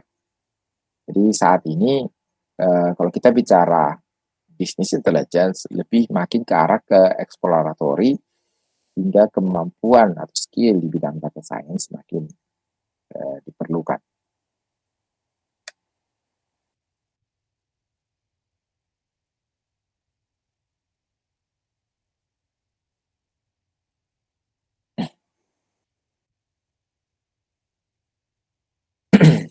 Jadi, dan ini memang yang akan menjadi fokus di kuliah ini sih, karena kita kan orang data mining, jadi tujuannya mata kuliah ini sebenarnya adalah bagaimana menerapkan data mining dan predictive analytics atau data science dalam berbagai tipe data atau berbagai jenis data. Jadi tipe data itu mungkin akan kita handle adalah data-data yang terstruktur. Kalau kita bicara data-data hasil dari mesin, dari sensor, umumnya kan itu sudah data-data yang terstruktur. Tapi kalau kita bicara data-data dari media sosial, data-data dari internet, data-data dari web, banyak yang tipenya masih tidak terstruktur. Dan juga mungkin kita nanti akan menghandle data dengan berbagai sumber, yaitu tadi ada yang dari sensor, ada yang dari IoT, ada yang dari media sosial, ada yang dari internet, dan semua ini kan biasanya walaupun misalnya semuanya teks, bisa jadi ada data yang formatnya berbeda-beda. Setiap web formatnya berbeda, media sosial formatnya berbeda, dan mungkin nanti ke depan kita akan harus mengatasi data yang volumenya atau jumlahnya sangat besar. Sehingga diperlukan melakukan optimisasi, melakukan predictive modeling, forecasting, dan statistical analysis. Sehingga kita bisa menjawab pertanyaan apa yang akan terjadi kalau sesuatu, what if sesuatu terjadi. Kira-kira apa yang menjadi skenario optimal untuk bisnis kita, apa yang akan terjadi ke depan, apa yang akan terjadi kalau kalau tren yang sekarang ini terjadi terus berlangsung, dan apa yang sedang terjadi. Jadi seorang data scientist harus memiliki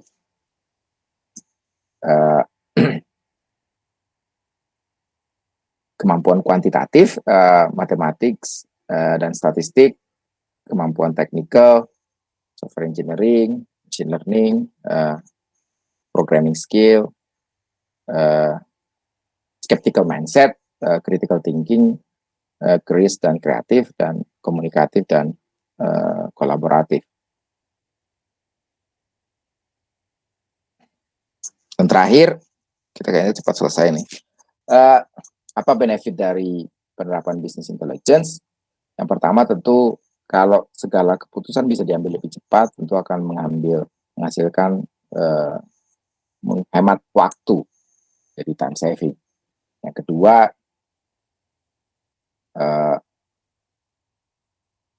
menghasilkan istilahnya single version of truth, karena sebenarnya ini mesin yang melakukan, dan kalau mesin itu kan biasanya lebih konsisten. Kalau misalnya kalian pakai suatu metode, kalian pakai suatu data, prediksinya itu kan harusnya konsisten dengan, kalau datanya sama, metodenya sama, tentu hasilnya akan tetap begitu aja, karena dia mesin, karena dia hanya akan menghasilkan apa yang dia ketahui. Jadi, tapi ini mungkin ada efek negatifnya juga sih, tapi tentu ada efek positifnya bahwa jika sesuatu itu punya single version of truth-nya, terus tentu benefitnya bisa mengimprove strategi dan plan dalam perencanaan, mengimprove tactical decision,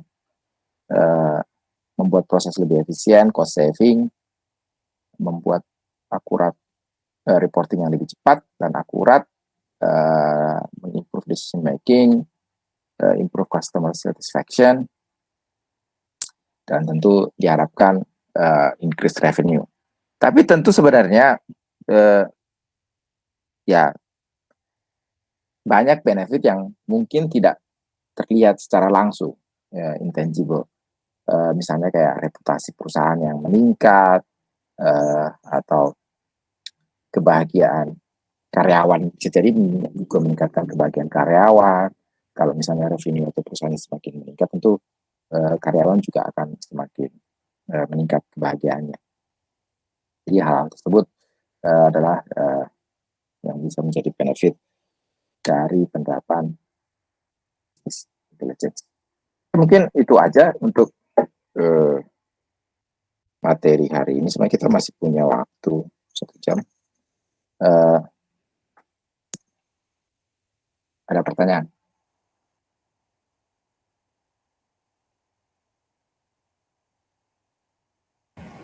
Belum, Pak. Belum? Oke. Izin Ya, bertanya, sebenarnya. Pak Ya, silakan, Firman. Pak. Silakan, Pak. Ya, izin bertanya, Pak Firman. Ada 2 pertanyaan, Pak, dari saya. Izin Ya. terkait penjelasan Bapak tadi. Pertama terkait dengan data warehouse, Pak Firman. Itu perbedaannya dengan database biasa seperti apa, Pak ya? Apakah data warehouse itu bersumber dari database, kemudian best practice-nya seperti apa agar bisa menjadi data warehouse? Begitu. Kemudian yang kedua, terkait dengan bahasa programming, Pak Hilman tadi dari Bapak sempat sampaikan ada 2 ya yang sering digunakan, yaitu R dan Python. Nah, itu apakah masing-masing punya perbedaan spesifik? Kemudian kalau misalnya case-case tertentu, apakah yang case ini kita pakai R, yang ini kita bisa pakai Python, begitu. Mungkin itu izin mohon penjelasan dari Bapak. Mungkin satu lagi terkait ini Pak, perbedaan dengan web intelligence, antara business intelligence dengan web intelligence. Itu pemisahannya di mana? Begitu. Mungkin itu izin Pak Hilman, 3 dari pertanyaan saya. Terima kasih. Yang pertama database sama data warehouse ya. Kalau kita bicara data warehouse sebenarnya lebih fokus ke fasilitasnya ya. Jadi tujuannya memang sistem informasi yang didesain untuk menyimpan supaya data. Kalau kita bicara database kan udah seragam kan ya, udah terstruktur atau sudah single format. Tetapi kalau kita bicara masih data warehouse, masih mungkin bahwa data yang kita hasilkan ini atau data yang disimpan itu masih dalam berbagai format dan berbagai sumber atau berbagai bentuk. Jadi source-nya bisa masih macam-macam, berbeda dengan yang database yang sudah dibuat dalam format yang menjadi sudah seragam. Ya mungkin itu sih kalau perbedaan dari strukturnya yang paling mendasar ya. Lalu yang kedua tadi apa pertanyaannya? Saya lupa nyata. Terkait perbedaan R dan Python, Pak Oh, Hilman. R dan Python. Saya sih nggak punya pengalaman ya pakai R. Tapi yang sepengetahuan saya memang R itu spesifik didesain untuk data analytics sih, seingat saya. Jadi memang banyak yang pakai R karena memang dia lebih spesifik ke data analisis. Jadi banyak library yang terkait statistik dan itunya udah banyak. Tetapi karena tapi saya belum pernah pakai R, jadi takutnya salah berkomentar. Tapi kalau Python kan memang lebih generic purpose kan, jadi tidak spesifik untuk data analytics. Jadi bisa dikembangkan untuk apa aja sebenarnya.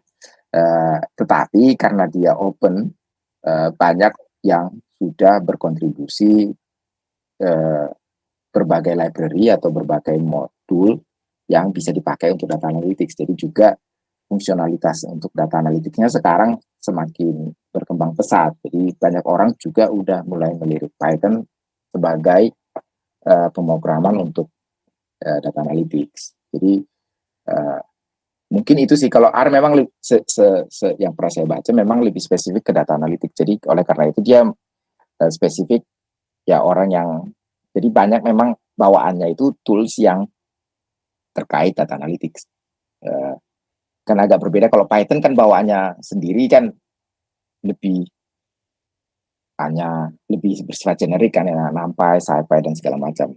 Kita butuh menambahkan berbagai tools lain sehingga lebih bisa dipakai untuk data analytics. Tapi karena dia open semua, mungkin orang udah banyak berkontribusi ke sana sehingga saya nggak tahu sih kalau dibandingkan fungsionalitas Python dibandingkan R untuk data analytics-nya mana yang lebih baik sekarang. Tapi menurut saya sih Python karena open source-nya itu membuat orang lebih banyak bisa berkontribusi dalam pengembangan berbagai tools dan library-nya.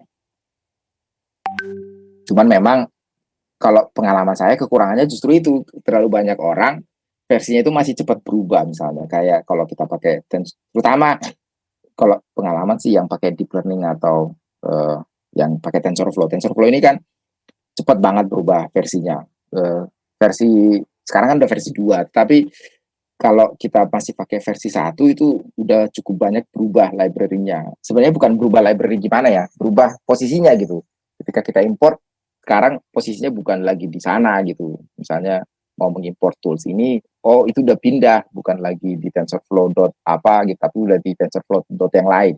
Nah itu kadang yang kalau pribadi ya, kalau mungkin terutama yang yang awam itu kadang menurut saya bisa jadi kendala karena dia misalnya punya contoh coding pakai TensorFlow 1.5 misalnya atau 1.3, tapi dia ternyata menginstal TensorFlow 2 titik sekian.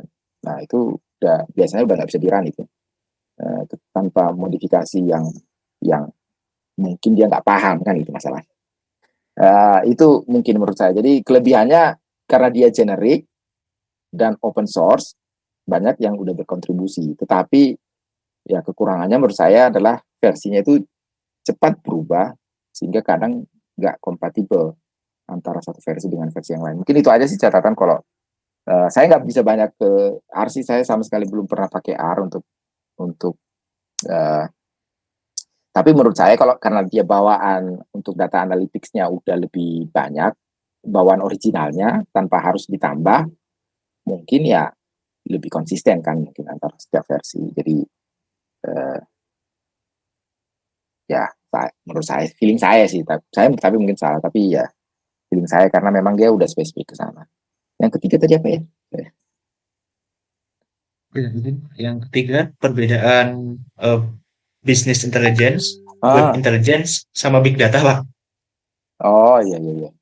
Ya. Kalau business intelligence itu kan sebenarnya pada prinsipnya adalah kita mengembangkan kalau segala sesuatu tools yang terkait. Jadi semua tools atau semua software. Jadi intinya ini adalah kalau business intelligence simpelnya adalah semua aplikasi software yang kita terapkan di bisnis itu bisa termasuk dalam kategori business intelligence. Jadi baik dari analytics-nya sampai prediksinya sampai segala-galanya sampai reportingnya semuanya itu adalah termasuk dalam kategori business intelligence. Jadi sebenarnya business intelligence itu salah satunya kalau kita bicara bisnis kita mungkin banyak datanya berbasis web, ya termasuk web intelligence. Jadi kalau web intelligence kan fokusnya memang ke data web. Walaupun data web ini bukan hanya sekedar data web yang ditampilkan kan, termasuk log-lognya juga itu termasuk dalam web intelligence. Jadi pada prinsipnya kalau web intelligence adalah bagaimana pengolahan data untuk menghasilkan informasi semua yang berbasis web. Entah itu baik dari tampilannya, sampai log-lognya, sampai historisnya, sampai semua lah gitu. Jadi, dan nggak harus ke bisnis gitu masa. Itu aja intinya. Kalau bisnis lainnya selalu tujuan aspeknya adalah implementasi mereka ke bisnis. Kalau web intelligence ya pada prinsipnya pengolahan segala jenis data yang ada di web untuk pengambilan informasi, hanya pengekstraan informasi. Lalu yang ketiga big data. Kalau big data ini bicara sebenarnya kalau big data sebenarnya kan ada yang paling standar ada 3 kan, yang masalah yang perlu di. Jadi kalau big data pada prinsipnya adalah bagaimana usaha kita untuk mengatasi yang disebut dengan 3V ya dalam big data. Sekarang udah 5V mungkin. Tapi yang simpelnya 3V, tapi ya sekarang V-nya menambah terus. Jadi karena kalau kita bicara big data ini masalah yang harus dihandle pertama, jadi ini lebih bagaimana metode-metode apa atau teknik-teknik apa yang bisa kita gunakan untuk menghandle masalah 3V pada data. Yang pertama adalah masalah volume data. Jadi bagaimana kita bisa menghandle data dengan volume besar. Volume besar dalam hal ini tentu terkait yang salah satu yang menjadi penting kalau data dengan volume besar adalah storage-nya. Bagaimana bisa menyimpan data dengan seefisien mungkin. Jadi itu salah satu kalau kita bicara terkait big data terkait dengan volume. Jadi masalah bagaimana mengatasi masalah volume data yang besar. Yang kedua adalah masalah velocity-nya. Jadi masalah data yang rapid, yang cepat. Jadi kan ini tentu terkait dengan masalah yang real time. Jadi bagaimana proses pengolahan yang diperlukan yang efektif dan efisien tentu untuk mengatasi data yang speed-nya cepat, nambah atau yaitu masalah velocity-nya. Lalu yang ketiga adalah yang veracity-nya, masalah apakah data yang tersimpan ini valid dalam hal valid terintegrasinya baik, terus masalah bahwa aman dan lain-lain. Jadi 3 hal ini yang menjadi masalah big data. Sebenarnya kalau kita bicara big data sendiri, kalau tujuan dulu big data ya yang 3 ini yang utama. Jadi masalah mengatasi bagaimana membuat data yang menghandle data dengan volume besar, bagaimana menghandle data dengan velocity yang besar, dan bagaimana menjamin veracity dari data. Masalah validitas data. Itu sebenarnya kalau bicara big data. Tetapi kan sekarang kalau kita bicara big data, kalau cuman yang 3 ini aja ya, karena sekarang kayak ibaratnya storage, kan storage makin murah. Jadi dulu kita bicara big data karena storage itu mahal. Jadi menyimpan data itu pengennya seefisien mungkin supaya tidak butuh storage yang besar-besar amat kan gitu. Jadi entah dengan kompresi dan lain-lain dan segala macam. Tapi sekarang ini kan storage nggak semahal itu kan, itu masalahnya. Lalu yang kedua masalah bandwidth. Bandwidth udah makin besar sehingga kalau kita bicara transfer data yang cepat itu juga tidak, masalahnya udah tidak seperti yang dulu gitu loh, serepot dulu. Kalau dulu bandwidth memang terbatas. Jadi kita butuh teknik gimana supaya dengan bandwidth yang terbatas ini kita bisa mentransfer data yang cepat juga. Lalu yang ketiga ya sekarang kan masalah security udah makin besar. Jadi kita udah bisa lah menjamin bahwa data ini tidak ada yang berubah di tengah-tengah. Jadi 3 hal ini walaupun masih masalah mungkin, tapi masalahnya nggak sebesar dulu kan gitu. Oleh karena itu makanya sempat big data ini agak redup termnya kan. Termnya dulu kan sempat agak-agak populer kan di awal 2000-an. Karena memang di situ pertumbuhan data makin besar, tapi teknologi untuk mengcover yang 3 ini masih belum kan gitu. Tapi sekarang ini udah bisa lebih baik lah. Nah sekarang interest-nya banyak. Kalau kita bicara big data adalah big data analytics. Jadi sekarang kalau udah disimpan, terus mau diapain kan itu sekarang tujuannya. Karena data banyak. Sekarang data itu tumbuhnya makin besar. Ibaratnya di Google itu mereka nambah datanya terus. Tapi mereka kan nggak terlalu masalah soal storage kan. Kita nggak pernah dengar komplain Google. Aduh storage saya terbatas, kalian udah ya nggak boleh nyimpan kan. Enggak. Tapi dia mulai melihat ke big data analytics. Karena dia punya data yang besar dan data itu dia punya semua. Kalau dia bisa gunakan data ini untuk kebutuhan bisnisnya dia, kan tentu akan bermanfaat. Jadi sekarang kalau kita bicara big data, banyak udah bergeser ke arah big data analytics. Bagaimana kita memanfaatkan data yang besar ini dianalisa supaya untuk keperluan kita. Nah, dengan big data analytics ini maka balik lagi dia akan melihat lagi ke data mining karena salah satu cara atau salah metode-metode yang bisa digunakan untuk menganalisa data kan data mining atau machine learning atau AI. Jadi ya sama aja untuk big data, sama aja prinsipnya sebenarnya. Ya sekarang bedanya adalah kita bicara data yang skalanya besar. Tentu mungkin memang akan ada sedikit perubahan di algoritma data mining yang dipakai, karena mungkin algoritma yang standar untuk data mining yang memang tidak didesain untuk menghandle data dengan volume besar mungkin nggak efektif. Nah, tapi sekarang kan karena ada big data mining ini muncul deep learning, nah sekarang itu udah kayak apa ya, klop gitu. Big data, dia punya data besar. Deep learning subur kalau datanya besar, kan gitu. Jadi dua hal ini jadi klop. Jadi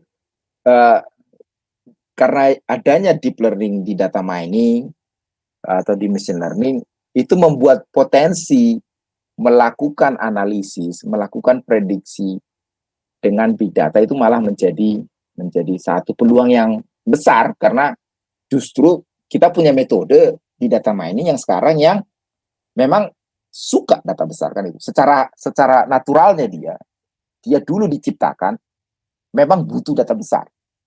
Dulu kita nggak punya data besar, sekarang kita punya. Jadi ibaratnya matchmaking. Jadi sekarang makanya yang mulai populer adalah big data analytics. Adalah simpelnya, kalau big data analytics adalah bagaimana kita menerapkan data science, data mining, machine learning, data deep learning, artificial intelligence untuk pengolahan big data. Data yang volumenya besar atau data yang berubah cepat atau velocity-nya besar. Karena mungkin algoritma konvensional data mining nggak terlalu cocok. Nah, sekarang mungkin kita mulai mengeksplor metode-metode baru di data mining, salah satunya mungkin pakai deep learning untuk bisa menghandle itu. Karena potensi datanya banyak, potensi datanya besar, dan ini kalau nggak dimanfaatkan, kan sayang, kan gitu ceritanya. Coba ya. Oke, mungkin itu aja. Ada lagi? Banyak. Pak, maaf. Ya, silakan, Berarti Pak. kalau tadi Bapak bilang satu data itu udah mau diapain lagi gitu, nggak bisa kalau sampai pada titik tersebut, berarti kayak ada kegagalan ya Pak ya? Kegagalan entah itu di organisasinya, entah di perencanaannya. Artinya kan satu kumpulan data setelah terkumpul, dia harus kayak bisa digunakan untuk forecasting dan lain-lain. Maksudnya ada jangka menengah panjangnya gitu ya Pak ya? Iya, ya kan ada yang bilang data itu kan oil sebenarnya, kan minyak. Sama kayak minyak, data itu baru ada manfaatnya kalau diolah. Ya kan, minyak kan udah ada dari zaman dulu, sebelum mungkin tahun 1800-an ditemukan kan dan digunakan. Jadi data itu seperti itu. Jadi kalaupun kita punya data, ya kalau tidak digunakan ya data itu hanya sekedar data, nggak ada gunanya, sama sekali nggak ada gunanya. Jadi tanpa diolah, tanpa melakukan data analytics, tanpa melakukan data ya itulah prediksi, ya data yang kita punya itu hanya sekedar ya menemukan storage saja, nggak akan ada gunanya buat kita. Jadi ya sebenarnya masalah kalau dibilang ya itu gunanya itu, jadi dia akan menambah manfaat hanya kalau diolah. Tanpa diolah ya tidak ada manfaatnya, kan gitu. Dan manfaatnya ini justru potensinya besar karena segala sesuatunya mungkin ada di data itu sebenarnya kalau kita olah, kan gitu. Jadi dari data ini kita bisa tahu misalnya karakteristik pelanggan kita bagaimana, potensi profit yang kita peroleh dari setiap pelanggan bagaimana, kira-kira apa produk yang cocok kita iklankan di pelanggan ini yang bagaimana. Itu mungkin bisa kita ketahui kalau kita mengolah data ini. Tanpa kita mengolah ya nggak banyak benefitnya, kan gitu, kira-kira begitulah. Izin bertanya lagi ya Pak. Iya. Kan kebetulan saya kan di lingkungan ASN Pak. Di peraturan tentang penyimpanan batas maksimal satu data ASN itu ada masa retensi kan Pak. Nah, peraturan pemerintahnya itu yang sudah disepakati bahwa retensi manakala si fisik dianggap sudah retensi, maka si elektroniknya yang dianggap sudah tidak penting lagi itu juga diretensi, dalam arti dihapus lah Pak ya, dihapus. Nah Pak, nah data-data itu kan termasuk yang data pegawai yang mungkin zaman VOC, Kenil gitu tuh dulu kan kita punya ya Pak, mungkin pernah dengar yang namanya SIMKRI. Tapi kan dari Andri membuat aturan bahwa data-data yang kiranya udah nggak punya apa-apa lagi kan peraturannya kalau sudah tidak berhubungan dengan keuangan negara maka dia dihapus. Nah, artinya selama ini itu yang terjadi kan Pak ya. Ya udahlah data udah mati gitu. Ya udah akhirnya dihapus Pak gitu. Sementara kita yang di BKN agak ketar-ketir juga gitu pada saat terjadi penghapusan data itu karena memang sudah dikuatkan dengan peraturan ya. Karena pernah kejadian gitu ada ternyata orang tersebut memang masih hidup cuma posisinya ada di luar negeri, begitu datang ke Indonesia dia sampai nggak bisa ngomong bahasa Indonesia gitu pakai bahasa Soviet, dia minta diakui sebagai warga negara Indonesia tapi kan aturannya datanya sudah dihapus gitu karena ada peraturan pemerintahnya. Untung sih waktu itu kita masih sempat nyimpen tape-nya gitu, akhirnya dia bisa diakui sebagai WNI gitu. Nah jadi itu tadi Pak, maksudnya kalau pada saat kita melakukan retensi penghapusan ya tadi karena alasannya storage siapa ya. Akhirnya kita lakukan itu juga tapi ya dengan ya udahlah mau gimana lagi gitu, datanya harus dihapus gitu. Sebenarnya kita pengennya sih nyimpen gitu Pak, nyimpen ya. Cuma ditanya mau sampai seberapa lama itu data-data yang dari zaman peperangan data pegawai zaman peperangan itu mau disimpan, akhirnya diputuskan dihapus. Jadi ya seperti itu Pak. Pertanyaannya apa? Ya memang kalau itu sih ya kalau itu sih memang ya keniscayaan ya, karena memang kan banyak aturan tidak mengikuti perkembangan zaman kan, itu contohnya lah misalnya itu. Karena kalau dulu memang kan kita bicara storage kan memang mahal ya, jadi storage itu mahal, jadi kita nggak bisa menyimpan data seterusnya kan. Tapi kan kalau dibawa ke kondisi sekarang kan sebenarnya kan storage nggak semahal Nah itu dulu kan. Maksudnya gitu Pak, artinya kan itu kan punya nilai historik ya, maksudnya nilai historik kita ini punya sudah mengelola kondisi human resource itu dari zaman peperangan udah ada, artinya kan sebetulnya itu bagian dari riwayat negara ini gitu. Karena kalau didigitalkan kan sebenarnya juga tidak perlu menyimpan secara fisik kan. Betul. Nah, cuma karena kita lagi memperjuangkan supaya aturan itu dirubah. Kan kalau aturan yang berlaku sekarang, manakala fisik dihancurkan, maka wajiblah yang digital dihancurkan. Kita agak mes gitu. Oh gitu sih gitu ya. Harusnya itu mungkin lah gitu. Mudah-mudahan kalau Ibu nanti kan bisa karirnya naik ke atas, itu kan Ibu udah lebih paham dari yang dulu membuat aturan itu. Nggak usah nunggu karir ke atas Pak, nanti dibantu Nusa Mandiri aja bikin penelitian Pak. Nah itu boleh juga kalau ada kan biasanya kalau kita membuat peraturan di pemerintahan itu kan kalau ada studinya kan itu bisa dijadikan dasar untuk mengubah aturan kan ya. Jadi ya Ibu mungkin bisa punya peluang sana. Memang itu aturan yang memang tidak sesuai dengan perkembangan zaman kan. Memang di zaman dulu mungkin ada benernya karena kita storage-nya mahal. Kita simpan dulu ya, storage bisa jadi satu gedung storage semua.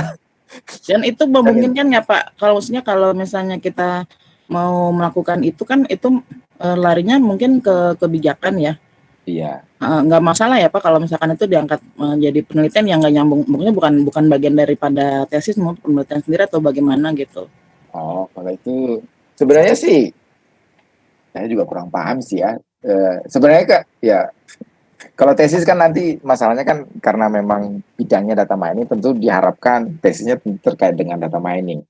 Kalau itu kan enggak ya Pak, kalau itu kan lebih saya sih kurang ngerti soal kebijakan, tapi mungkin kan isu itu bisa juga diangkat misalnya kalau ada rekan yang lagi studi kebijakan, bahwa Ibu bisa ngasih pandangan sebenarnya mungkin ada aturan yang sekarang yang udah bisa direvisi karena teknologi sekarang udah nggak, sebenarnya aturan itu udah nggak apa-apa diubah sekarang karena soal storage dan lain-lain itu bukan sebesar masalah kayak zaman dulu ya kan gitu. Kita sih udah usulkan, makan kita bikin proposal juga. Jadi dalam penghitungan total penyimpanan sampai kita mau mengusulkan sampai 20 tahun dari sekarang sebetulnya yang kita butuhkan storage itu berapa gitu. Lalu resikonya apa? Nah, paling itu aja sih Pak yang kita kaitkan sama IT terkait perubahan aturan itu.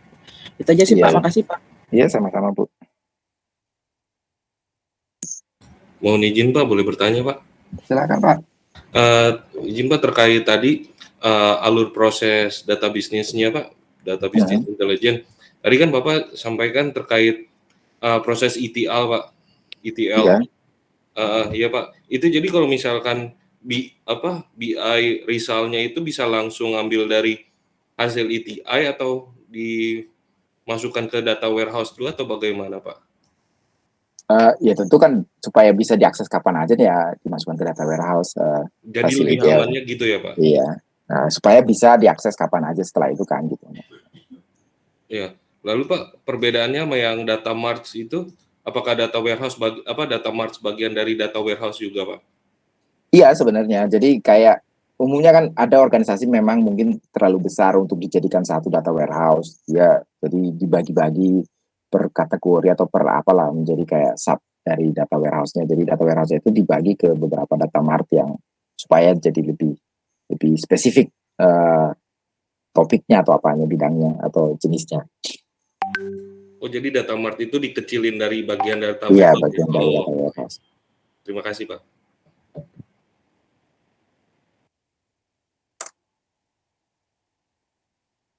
Oke, ada pertanyaan lain?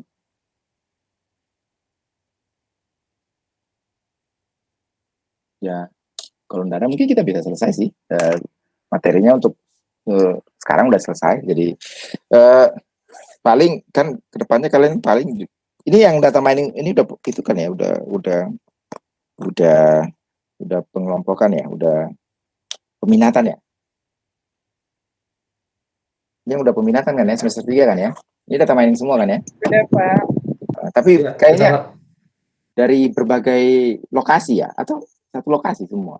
Saya agak bingung karena kan jadi kayaknya dua kelas digabung jadi satu ya, gitu ya atau? Beda-beda Pak, beda kampus. Iya maksudnya dari dua kelas digabung jadi satu gitu ya. Kampusnya Margonda apa aja sih? Kramat Raya. Kramat Raya ada Kramat Raya.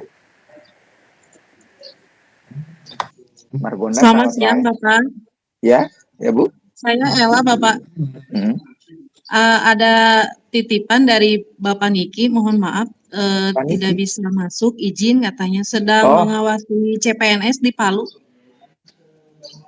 Sebenarnya nggak harus wajib masuk ke Google Meet, tapi absen aja di e-learning Bu.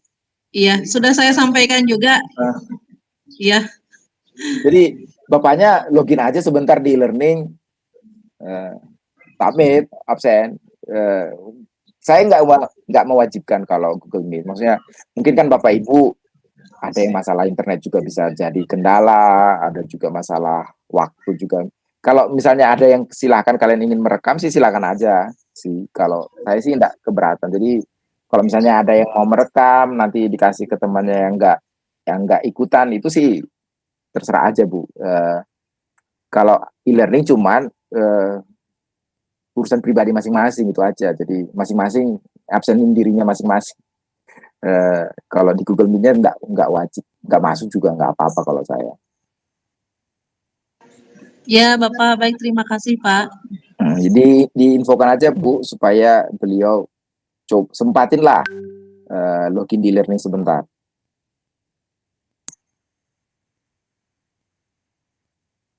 Ya nggak apa-apa juga sih absen maksud saya. Ya paling kan nilai absensinya yang jadi nggak full. Oke, kalau nggak ada mungkin kita bisa akhiri. Jadi oke ya, mungkin kita kalau untuk e-learningnya kalian Bapak Ibu masih bisa absen sampai setengah 4. Jadi saya akan tetap login di e-learningnya nanti baru setengah 4 karena saya harus logout juga setengah 4 supaya memasukkan laporan dan berita acara pengajaran dan lain-lain. Oke, mungkin kalau gitu kita akhiri aja ya. Sampai ketemu minggu depan. Kalau misalnya Bapak Ibu udah mulai membuat kelompok silakan aja. Jadi ada 4 orang satu kelompok. Jadi boleh udah mulai kira-kira diskusi. Kita satu kelompok ya. Gimana? Oke Bu ya. Saya izin pamit kalau gitu ya. Terima kasih banyak Pak. Terima kasih Pak. Terima kasih Pak Irman. Terima kasih, Pak. Terima kasih, Pak.